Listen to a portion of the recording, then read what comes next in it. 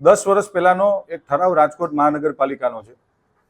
માનનીય મેયરશ્રી હોય કે કોઈ પણ પદાધિકારી હોય, ગુજરાતની અંદર જ્યારે પણ એનો પ્રવાસ થતો હોય છે ત્યારે એમને પેટ્રોલ કે ડીઝલનું ભાડું ચૂકવવામાં નથી આવતું, પરંતુ ગુજરાત બહાર જ્યારે કોઈ પણ પદાધિકારી જાય, માનનીય મેયરશ્રી, ડેપ્યુટી મેયરશ્રી કે સ્ટેન્ડિંગ કમિટીના ચેરમેનશ્રી કે નેતાશ્રી કે દંડકશ્રી, રાજકોટ મહાનગરપાલિકામાં 5 પદાધિકારી પાસે સરકારે કાર આપી છે, અન્ય મહાનગરપાલિકાની જેમ જ। પરંતુ ગુજરાતની બહાર જ્યારે માનનીય મેયરશ્રી જતા હોય છે ત્યારે એમના જે ડ્રાઈવર હોય છે, સરકારી ડ્રાઈવર હોય છે, ગુજરાતની બહાર જ્યારે બોર્ડર ટપે ત્યારે ઓફિશિયલ એના કિલોમીટર નોંધવામાં આવે છે। રાજકોટથી જ્યારે નીકળ્યા હોય ત્યારે પણ એના કિલોમીટર નોંધવામાં આવતા હોય છે।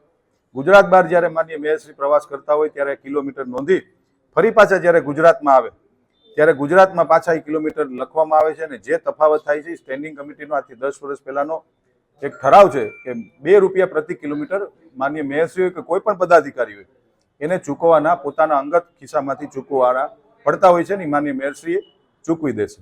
આ માટે અગાઉથી કોઈ મંજૂરી લેવાની હોય કે પત્ર લખવાનો હોય? પ્રણાલી એવી છે અને એક્ટ મુજબ કોઈ પણ પદાધિકારી જ્યારે ગુજરાત બહાર જતું હોય છે ત્યારે મ્યુનિસિપલ કમિશનરશ્રીની મંજૂરી ઓન રાઇટિંગ લેવાની હોય છે અને માનનીય મેયરશ્રીએ એ પત્ર પણ લખ્યો હતો અને મ્યુનિસિપલ કમિશનરશ્રીએ મંજૂરી પણ આપી છે। મેયરની સાથે બીજા પણ ગયા છે, મહિલાઓ છે, એમના હસબન્ડ છે, એ જઈ શકે? મારા ધ્યાનમાં બહેનોનો વિષય નથી, પણ મારા ધ્યાનમાં એમના હસબન્ડ વિનોદભાઈ પેઢડિયા ગયા છે, એ મને ખ્યાલ છે। સ્વાભાવિક છે, કોઈ બેન એકલા જતા હોય રાજકોટની બહાર ત્યારે સ્વાભાવિકપણે એમના હસબન્ડ કે કોઈ પરિવારના વ્યક્તિ સાથે હોય છે। આપના દ્વારા જે પ્રશ્ન પૂછવામાં આવ્યો છે કોઈ બેન પણ છે, તો એ મારા ધ્યાનમાં નથી।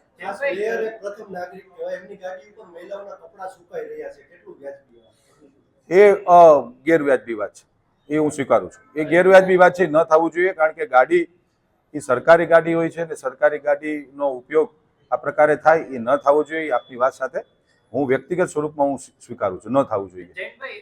₹2 પ્રતિ કિલોમીટરનો ચાર્જ મેયર ચૂકવશે, પરંતુ સામાન્ય માણસને કોઈ પ્રવાસ કરવો હોય તો એ 10 થી ₹12 પ્રતિ કિલોમીટર થતો હોય છે, તો ₹10ની નુકસાની રાજકોટ મહાપાલિકાની તિજોરીમાં છે। ભલે ઠરાવ થઈ ગયો હોય, પણ એક મેયર તરીકે જવાબદારી પણ હોય છે, કોઈ પણ પદાધિકારી તરીકે જવાબદારી હોય છે કે પ્રજાની તિજોરીને નુકસાન ના પહોંચે એ પ્રકારનું ધ્યાન રાખવું જોઈએ।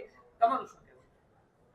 આજે વિષય આવ્યો છે, ઇસ્યુઝ બન્યા છે, એટલે મારા ધ્યાનમાં આવ્યું છે કે ફાયર બ્રિગેડના મારા CFO હમણાં જસ્ટ વાત થઈ કે 10 વર્ષ પહેલાનો ₹2નો ઠરાવ છે। હું સાર્વજનિક સ્વરૂપમાં મીડિયાના મિત્રોને કહેવા માંગુ છું કે ટૂંક સમયની અંદર આ ઠરાવ રદ કરવામાં આવશે અને માર્કેટ રેટ મુજબ જે અત્યારે ચાલી રહ્યા છે કે ભાઈ ઇનોવા હું આજ પ્રાઇવેટમાંથી ભાડે કરું તો મને ઇનોવા કેટલા રૂપિયા પ્રતિ કિલોમીટર પડે, આ પ્રકારનો રાજકોટ મહાનગરપાલિકા આવનારા દિવસોમાં ઠરાવ કરશે। માનનીય મેયરશ્રી હોય, માનનીય સ્ટેન્ડિંગ કમિટી ચેરમેન હોય કે માનનીય ડેપ્યુટી મેયરશ્રી કે કોઈ પણ પદાધિકારી હોય, અમે પ્રજા માટે અહીંયા બેઠા છીએ, એટલે અમને પણ એવા ટોકન દરે જવાનો કોઈ રાઇટ્સ નથી। આવનારા દિવસોની અંદર જે માર્કેટ રેટ ચાલશે એ જ મુજબનો નવો ઠરાવ તમારી સામે હું મૂકીશ, એવું મારું કમિટમેન્ટ છે। ₹12 ચાલતા હશે કે ₹15 ચાલતા હશે, અને આ ઠરાવ દર 3 વર્ષે ઠરાવમાં ફેરફાર કરવામાં પણ આવશે, એવું સ્ટેન્ડિંગ કમિટીના ચેરમેન તરીકે હું તમને ખાતરી આપું છું। એમાં પણ અમે ઠરાવની અંદર લખશું કે આ કારણ કે પેટ્રોલમાં ભાવ વધતા હોય છે, ડીઝલમાં ભાવ વધતા હોય છે, તો એકને એક ભાવ રાખવો એ ગેરવાજબી વાત છે। આવનારા દિવસોની અંદર આ ઠરાવને બદલવામાં આવશે અને હું એક આમ નાગરિક તરીકે જ્યારે ઇનોવા ભાડે કરું છું, જે ભાવ હોય છે એ જ ભાવ મુજબ કોઈ પણ પદાધિકારી ગુજરાત બહાર જશે ત્યારે એને એ ચૂકવવાના રહેશે, હું આપને ખાતરી આપું છું। ₹2 પ્રતિ કિલોમીટર કીધા, એમાં ડીઝલ મેયર તરફથી ભરાવવામાં આવતું હોય કે ₹2 આવી જાય? ₹2 પ્રતિ કિલોમીટર કોર્પોરેશન ને એને ચૂકવવાના આવે છે। હવે એ ગુજરાત બહાર ગયા જ્યારે ડીઝલનો જે ખર્ચો છે એ માનનીય મેયરશ્રી પોતાના ખર્ચામાંથી પણ દઈ શકે છે, અન્યથા ડ્રાઈવરને પણ એક હેડ ઊભો કરવામાં આવ્યો છે કે ડ્રાઈવરને મહાનગરપાલિકા દ્વારા એક પૈસા આપવામાં આવતા હોય છે, એ પૈસામાંથી પણ એ પેટ્રોલ ડીઝલ પુરાવી શકે છે। એ સ્વ બુદ્ધિએ નિર્ણય કરવાનો હોય છે। માન્ય ડ્રાઈવર પાસે ન હોય તો માન્ય મેયરશ્રી પૈસા ચૂકવી દેતા હોય છે।